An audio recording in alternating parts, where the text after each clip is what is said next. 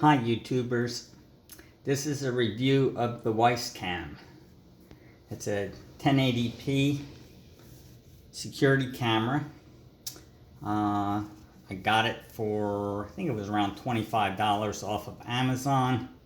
Plus I got a 32 gigabyte micro SD card for it as well for an additional 10 bucks.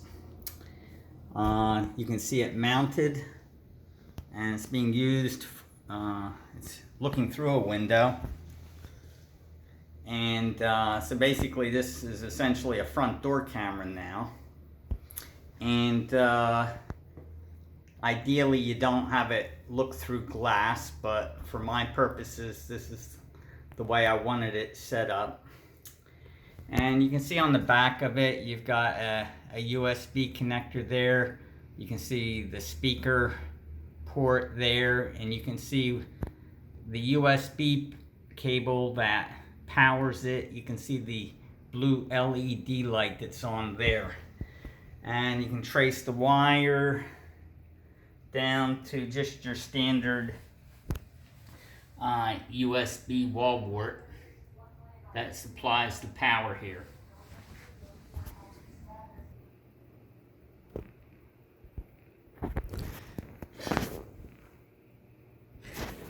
So the camera has a very clear picture at full high definition 1080p.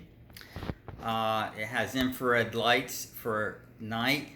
Now in my application I've turned off the infrared lights because they simply reflect off the window and I can't see anything. With the lights off and the shade down and the room dark, I can see through the window at night because there's some street lighting outside.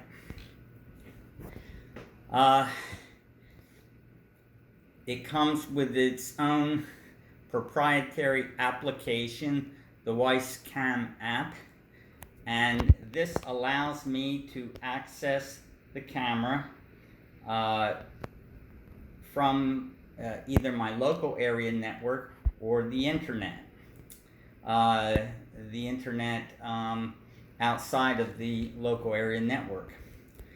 My setup at home is much more elaborate. I have a PC dedicated as a Blue Iris server, and I've got like 10 4K to 4 megapixel cameras scattered around the outside of the house there, and the Blue Iris puts it all together.